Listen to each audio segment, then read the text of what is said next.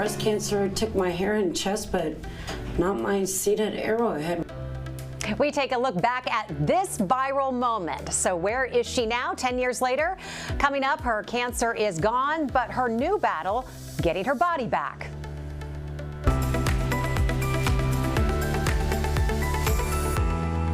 And good morning. It is Friday. It is Red Friday, January 27th. I'm Jessica Lovell. Welcome to the Morning Medical Update and to the Dulcie Simons Jr. Family Broadcast Studio. Red Friday as the Chiefs are ready to take on the AFC Championship game just 2 days away from now. So no better time to catch up with a super fan who refused to let anything, not even cancer, stop her from cheering on her favorites, the Chiefs. So make sure you get your questions sent in to us on YouTube, Facebook, and the Medical News Network. You can find links to all of those right there on your screen. A Kansas City woman became a symbol in the fight against breast cancer. Stephanie Reynolds refused to let her diagnosis stop her from the thing that she loves to do most, which is be in the stands at Arrowhead. But now Alexis Del Cid talks with Stephanie as she faces yet another battle.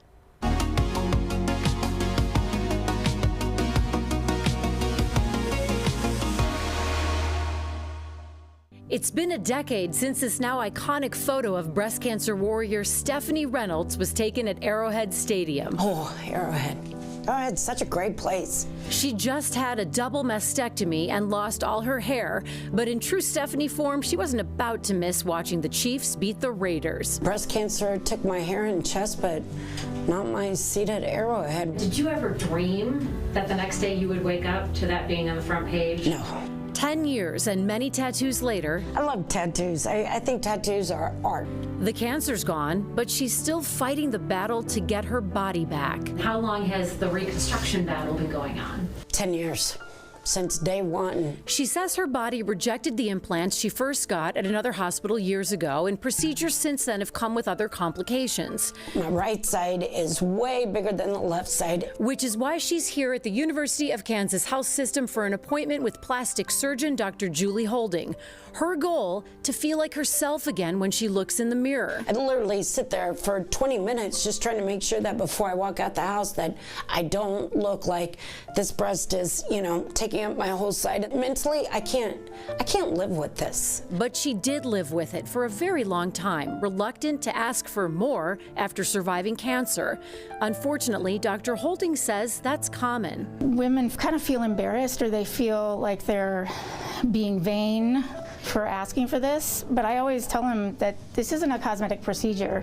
They had a part of their body traumatically amputated. So wanting to reconstruct an amputated body part is really important for somebody's emotional and physical well-being. And Stephanie's now in a new place today, filled with hope. So how far do you go to make yourself feel like a woman? However far you need to. If you want to, then do it, because nobody's living your life but you.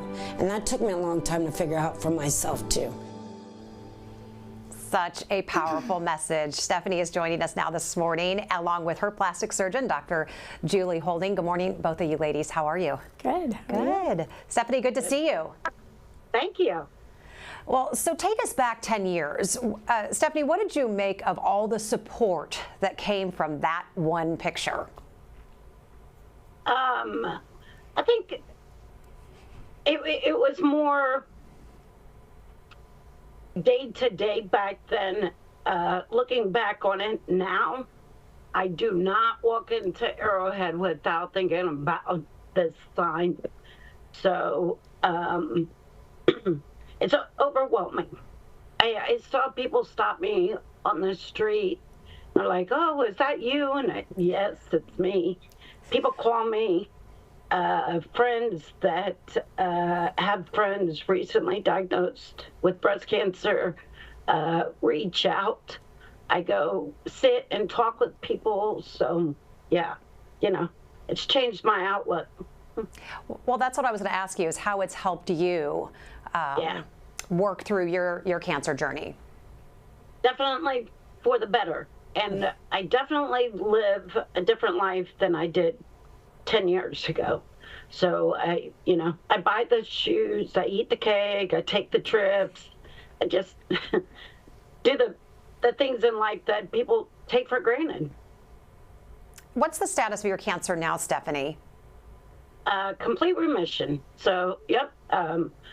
Cancer, part of it is gone. Blood work's good. So I just working on the reconstruction part of it. Well, let's talk about that.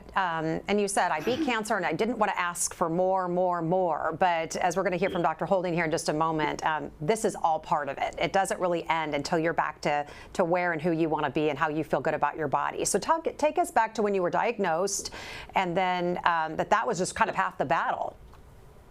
Yeah, so being diagnosed, I think, as a woman, losing your chest is part of it. You know, you think when you get done, you're going to be cancer-free, you're going to have this perfect little, cute little body, and life's going to go on because you believe in your doctor that it's cured, you're great, and it's not so much that the belief isn't there, it's the fact that your body just can't, they just don't accept the forms that are being given to you. So you just keep trying, to me, being able to be comfortable in my own body is more important than people telling me, oh my God, you're having another surgery. You know what? Yes, I am.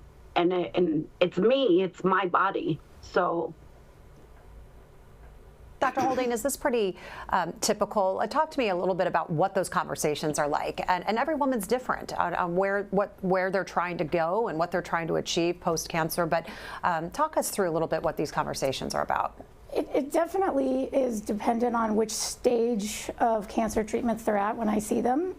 In the beginning, when they were just diagnosed, at that point, a lot of times women are in more of a survival mode. So they just kind of want to, their thought is, I want to do one and done. I just want to finish and just get my cancer taken care of and move on with my life. And, it's very challenging to, just kind of say, okay, let's just take a breath. I know this cancer is not your choice, but this is something where you do have a choice.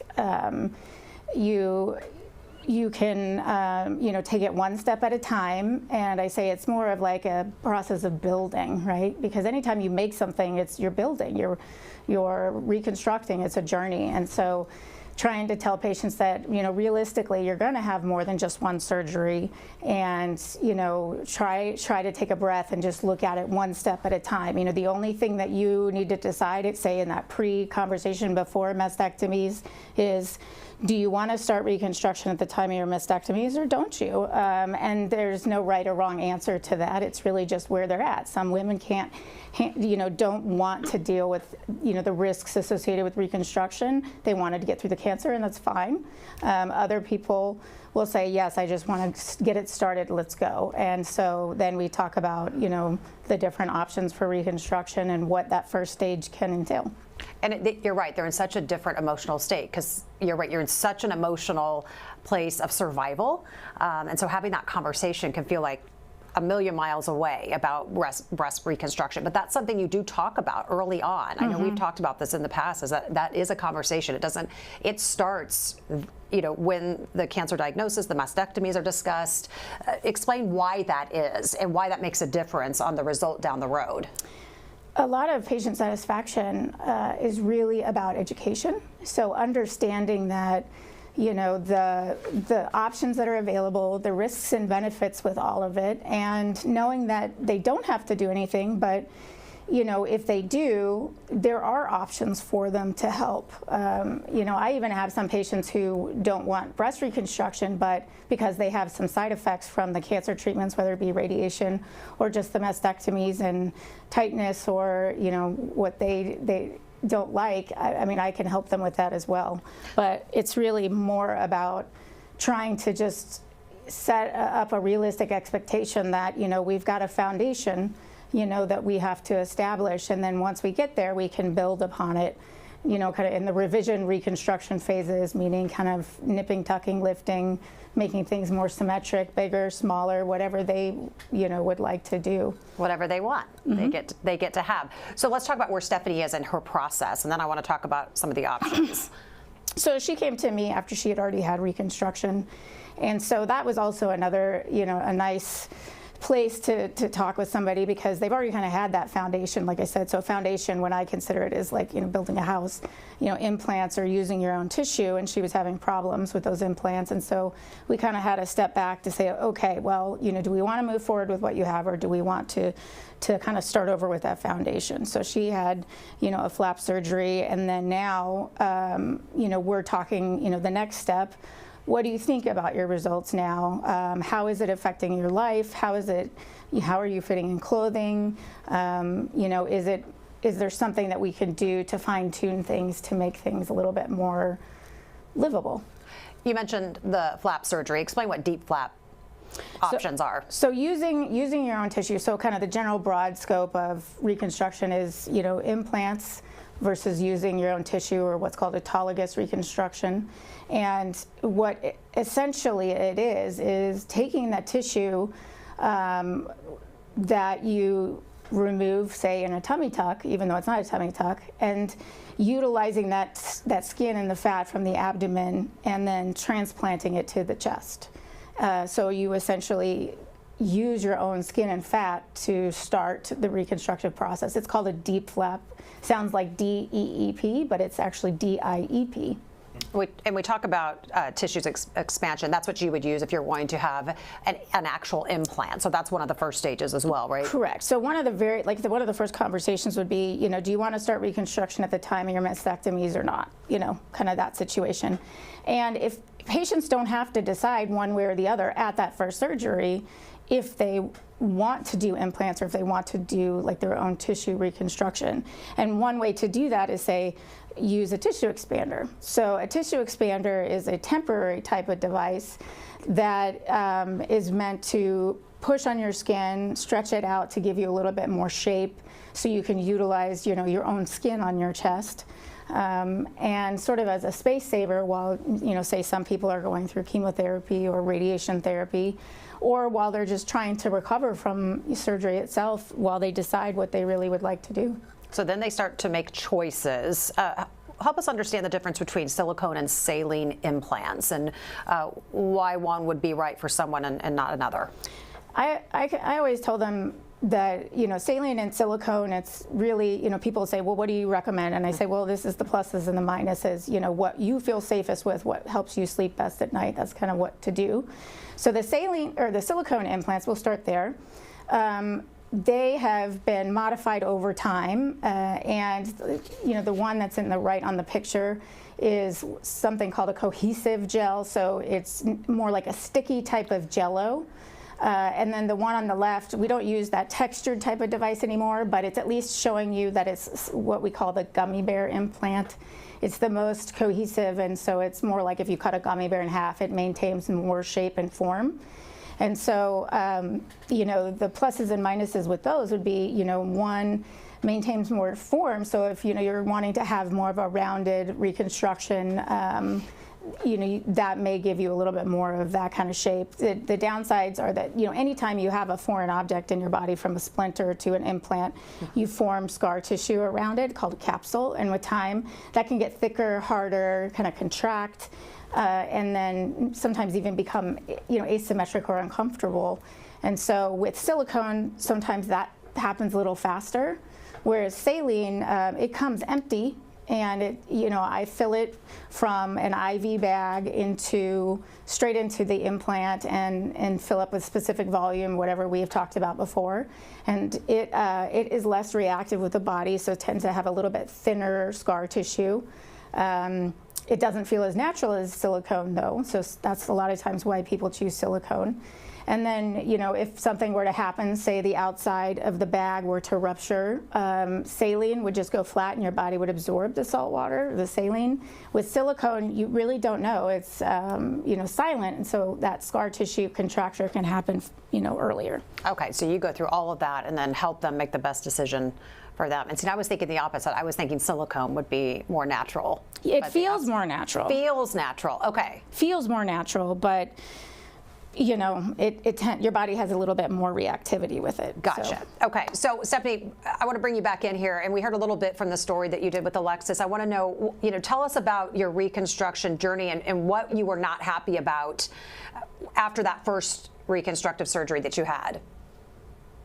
Oh, so after the first one, I felt, of course, I had chemo and radiation. So, of course, the right side of the skin is different than the left side of my body, the skin type. So, it like one side was firmer and higher, the other one was lower. It felt like it had dropped a little bit. It kind of was underneath my armpit. And so when I first went to Dr. Julie Holding, we had, which I was trying to remember when I went there, it was before grandkids and before kids. So it's been a minute. But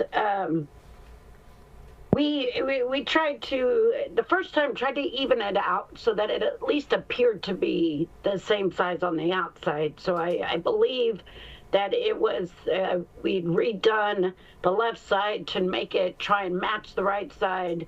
We did some fat grafting, we did some other implant types, and then went with the deep flap in 2017. Which has actually been the best. I feel better. Physically, I feel better. However, now I gained some weight.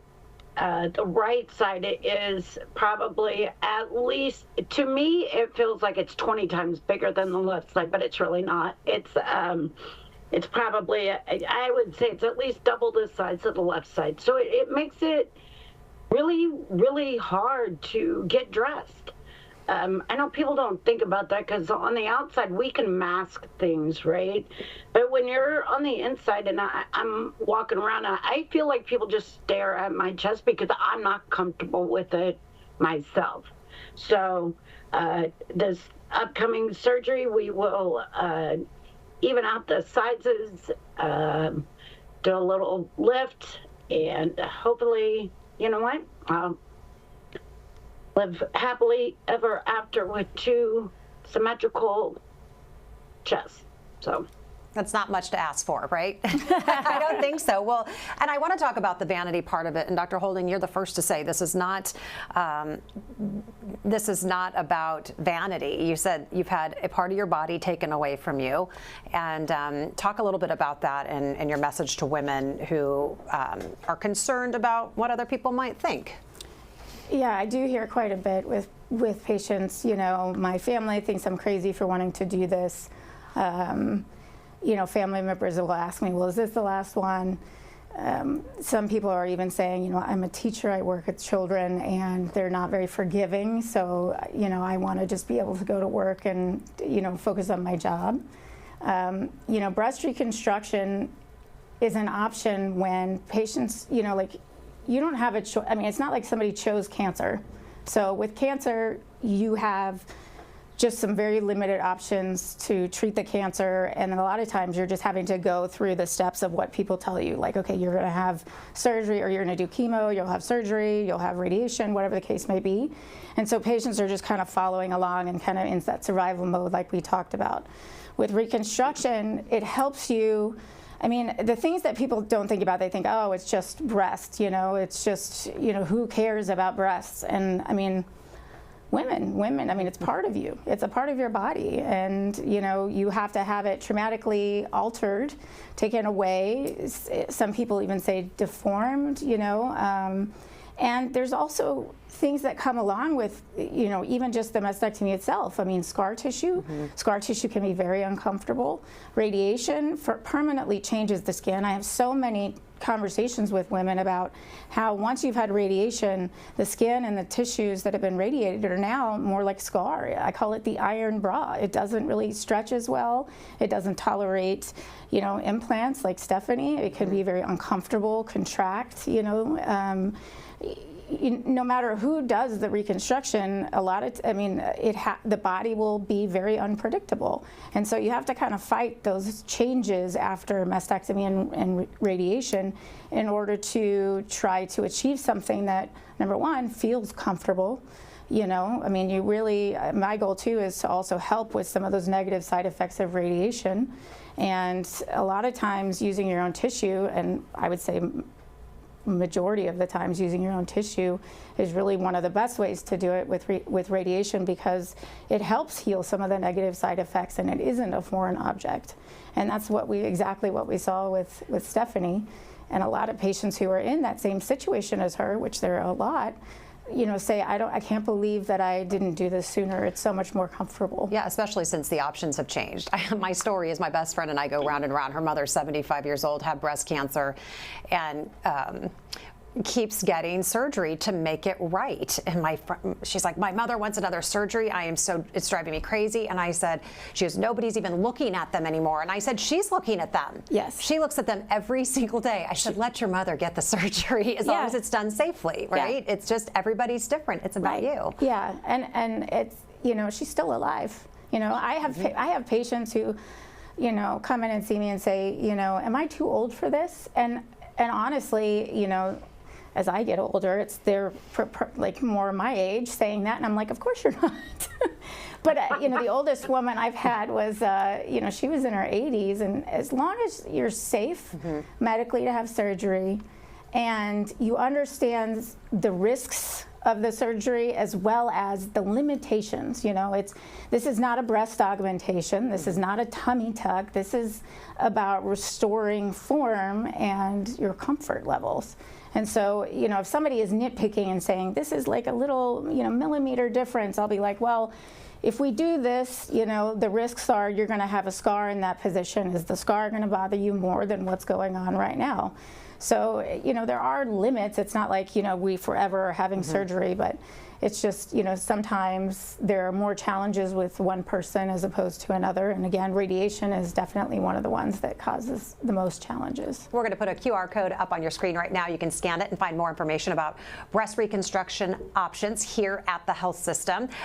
Just quickly, what's next for Stephanie? So this is, again, like she's already had sort of that foundation, and so we're doing some fine-tuning. The body, again, she has fat, as her reconstruction, and so she mentioned she gained weight. That'll make the breast reconstruction get bigger, more like fat. It's not like a breast would change with, weight changes, as it changes more. So, we see that it's kind of exaggerated some of the differences between her two sides. And again, some of that radiation is causing, the right side to have a different shape and a little bit wider. So we're going to go in and essentially, take out some of the tissue, it's not a lift like a regular breast lift, but it's, kind of lifting, shaping, trying to get things to match a little bit more tolerable of a size, those kind of things. Stephanie, so 10 years ago, you got to be a Chiefs pink seat honoree, is that correct? I did. Do I dare ask you how excited you are, or how excited you've been over the last several seasons? But sitting here on this Red Friday, talk to us just about the kind of Chiefs fan you've grown into be.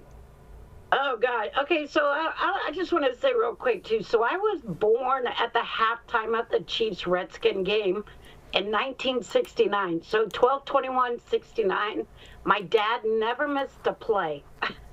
So I was pretty much born like right into Chiefs season. I've been a diehard fan since then. Of course, growing up, we now have family parties. All the cousins get together. It's awesome. It's so much fun. And watching them win, Super Bowl, yet alone, back-to-back, three-peat, taking my kids to that game was the first time I have ever been able to take all three kids. So it was a lot of fun. We took a lot of family pictures. And so, I believe that we got a three-peat. Let's do this. Let's do it again. You're the lucky charm. I think you're it. So keep it going. Keep it going. Okay, hang tight. Let's check in with Dr. Dana Hawkinson, Medical Director of Infection Prevention and Control, joining us on this Red Friday. Good morning to you. How are you? Yeah, good. Good to see you. Yeah, good to be here. So right now in the hospital, we have 20 active infections, which again, we've seen our numbers decrease as far as active infections go, which is a good thing. Of those 20 active, 4 in the ICU, and 4 of those are on the ventilator. A total of 47, but the 20 active is good news. Hopefully we can keep seeing less and less COVID-19 in the hospital. So, Doc Hawk, a committee of advisors to the FDA voted unanimously yesterday on a proposal to simplify the nation's strategy for vaccinating people against COVID-19. What did they decide? Yeah, so they're going to decide. I think that's the key, is to simplify it. Maybe putting it in the fall ahead of the influenza season, so you can get both of those at once. We know that there has been concern because of confusion about the vaccine itself. How many do I need? When do I get it? So I think they are looking to really simplify it, and that's the key here. But simplify it because we know it can protect the latest amount of data. There were a couple articles in the CDC's MMWR as well as the New England Journal of Medicine this week that did show the benefits of the bivalent boosters, even benefits over the monovalent boosters as far as giving a little bit more protection, at least in the short term, against even infection. This did include also the XBB variant, but also, of course, hospitalization and severe disease. And that is the main goal of the vaccine, is to build up that immunity, protects you from hospitalization and severe disease, and of course, death. And the earliest data right now does show that beneficial effect. So. And new studies show updated bivalent boosters are cutting the risk of getting sick from COVID-19 by about half. So what does that mean for someone who got the original vaccines but has not yet gotten the bivalent booster? Yeah, again, this just continues to support the fact that being up to date, and what we call it now is just being up to date with your recommended vaccine dose, that the bivalent boosters are working to even a little bit reduce that chance of infection, reduce that symptomatic infection as well. Again, early data, likely that potential to reduce the chance of symptomatic infection is probably going to decrease, but we know that overall protection against hospitalization, severe disease continues to be strong, even though there does tend to be a waning there as well. But I think it just, again, continues to reinforce the data is good. The vaccines are safe, but the data also continues to support the fact that they do help protect against, sometimes, in some instances, against infection, but most importantly against that severe disease and hospitalization as well. So it's all, really good news. We're going to look to continue to see what the final recommendations will be moving in through the spring. We know that we are still collecting data from those this bivalent booster period, and so when that does become available and analysis and the results, we'll kind of let you guys know as well. I know you will. Doc Hawk, thanks so much. Any reporters on the line today?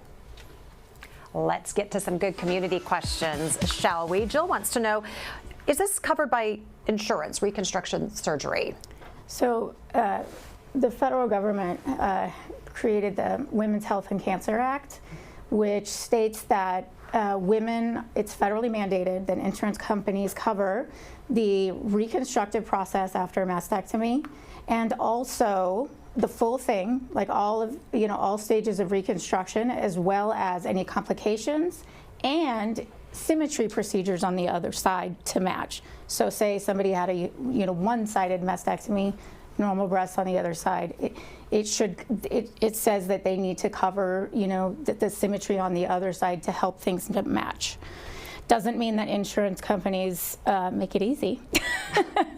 That's worth noting. If a woman opts for implants, how long do they last? Will you have to replace them over the years? So there's really, if you ask, no matter what surgeon you ask, they will all have a different answer because there is no set timeline. The manufacturers used to only guarantee, at least the major manufacturers used to only guarantee the outer shell of the implant for 10 years. And so we would just kind of say, well, maybe every 10 years get it done, because then that way, if something were to happen, it would be covered by the manufacturer. Now, a lot of them will cover, the main ones will cover lifetime. And so really I say, the new guidelines for recommended to evaluate silicone implants is to get an ultrasound at 5 years after you have them to see if there's any issue with the actual implant. And then every 2 to 3 years after, you can get an ultrasound again to take a look at it. They said also MRI, but I think, ultrasound is definitely acceptable and a lot easier for women. So unless you have a problem issue, then I would say that as long as you monitor them, then, you can keep them for quite a while.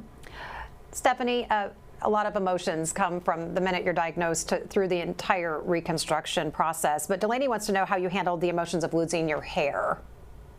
Oh, so funny thing. So I'm a hairdresser by trade. I now have a different job, but I still do hair. Losing that hair, it was intense. You go to chemo one day, I had a full head of hair. I went home that night and my doctor did tell me, you'll lose it after the second treatment. No, you're gonna say, no, I still got it, I still got it. I got home that night, I scratched my head and handfuls came out. That's hard. It's even harder when it comes back and it's not quite the same. I don't have the same hair texture. It doesn't grow in quite the same. It's a little different, but you just get through it. I think I felt so terrible that losing my hair through chemo, you just kind of expected it. So you just try and make it positive. So on that note, Talia wants to know if you have any advice for someone who may have just been diagnosed with cancer. What would you tell them? I literally just got a phone call 2 weeks ago that one of my very best friends was diagnosed, and she said, what do I do? And I said, well, whatever you want to do. Make sure you ask questions. Make sure you get a support system that's there.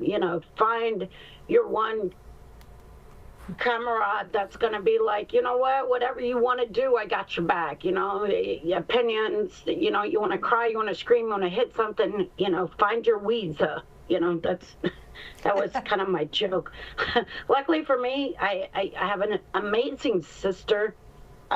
She used to get calls in the middle of the night,